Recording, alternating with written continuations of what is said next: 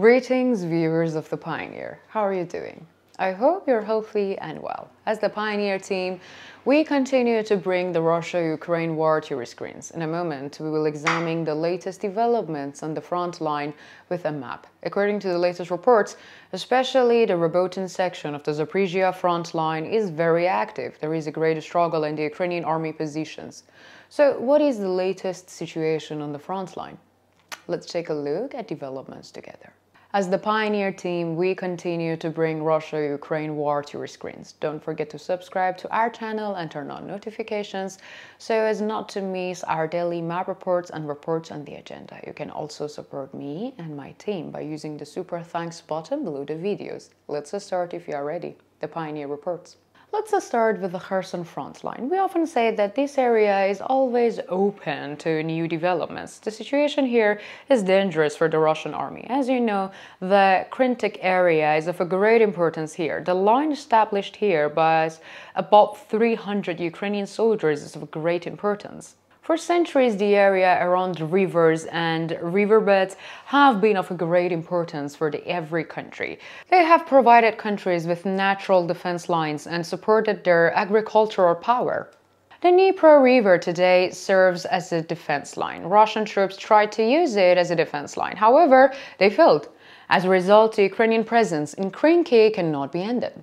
According to the latest reports, the Russian army again carried out a large-scale attacks in this region. And however no results were obtained, Ukrainian Marines continue to hold their positions. Let's continue with artillery activity in the region. According to the latest reports, artillery units of the Russian armed forces targeted Kherson, Krtnki and Antoniivka. In contrast, artillery units of the Ukrainian armed forces targeted Oleshki, Pecheniivka and Cossack camps. Let me continue with the latest development on the Zaporizhia front line. According to the latest reports, the units of the Russian armed forces on the Zaporizhia front line have again attacked in the direction of Verbov. Here, the activity of the Ukrainian army had started to increase in recent days. The Russian army is carrying out these attacks to prevent this. So we understand this from this. Russian troops don't use much infantry during the attacks here. There are only artillery attacks. This situation shows us that the increasing activity of the Ukrainian army in this region has reached an unsettling dimension for the Russian army. The situation in Robotyne is similar to the previous days. Ukrainian armed forces has captured several positions here. Although the Russian army moved to recapture these positions, they were not successful, and Ukrainian dominance continues in these captured areas. The clashes continue as oscillation. Although the Ukrainian army largely holds its initiative, the Russian army still has a limited activity. According to the latest reports, artillery units of the Russian armed forces targeted Ukrainian positions in Pyatykhatki, Novoandriivka, Molotokh-Makhta, Kronov and Kolyapol. In turn, artillery units of the Ukrainian armed forces targeted units of the Russian armed forces at stations in Zhorobyanki, Novoprokopovka and Dorozhianka. Let's continue with the latest situation in the Vuhledar sector of the Zaporizhia front line. According to the latest reports, the Russian army in this area still has not learned from its mistakes. This is because the Russian army has not managed to seize new positions here for a long time. And despite this, it continued to attack Yorkhain, especially Stormayursk. We see that these attacks continue today. However, as I noted, the mistakes are recurring. According to the latest reports, the units of the Russian armed forces trying to advance to Stormayursk, accompanied by artillery support, were repelled as a result of the successful defense of the Ukrainian army. There were also attempts by the Russian troops to advance towards Zoluty in Niva.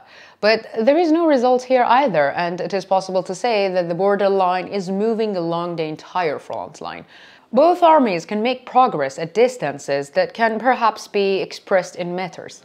However, there is still no change that will have a major impact on the situation in the region. Let's continue with the artillery activity in the region. According to the latest reports, artillery units of the Russian armed forces targeted Ukrainian troops stations in Levedny, Zelevianpoli, Boygdalynivka and Vyaznovye. Ukrainian artillery in turn targeted Russian positions in Priyotny, Zaporizhia and Novomyrsk. Let's continue with the Donetsk front line. On the Donetsk front line, we observe that Russian troops are continuing offensive operations near Novomykhailivka, Grigoriivka and Permomskoye with the support of the long-range weapons. However, there has not yet been a significant change for the Russian army in these areas. On the other hand, there was an attempt by the Russian troops to advance in Krtnki. The Ukrainian defense line there responded immediately and managed to repel the Russian attacks. The Ukrainian army needs more effective artillery systems. However, they're doing very well with the means that they have at hand.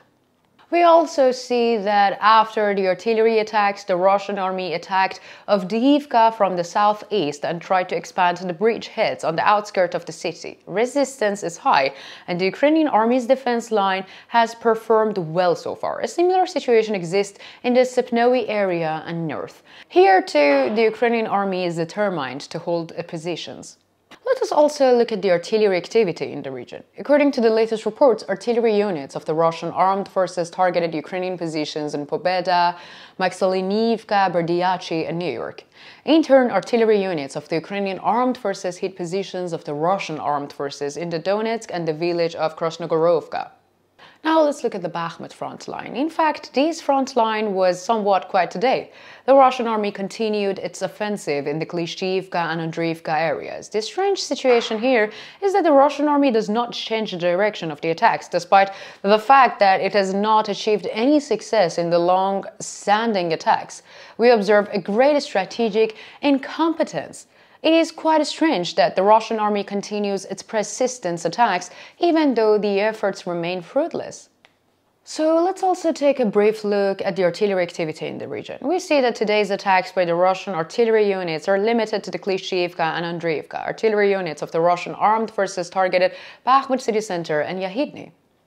On the Lugansk front line, according to the latest reports, of course, in the Lugansk direction, Russian troops attacked Bilgorovka from the southeast and northeast after a long shelling. However, the attacks here were largely unsuccessful. A similar situation exists in Turskoe. According to the latest reports, the same actions near Turskoe did not lead to a favorable outcome for the Russian army forces. Russian troops also attacked near Yapoliivka, Terniv, and Stemlinkiivka.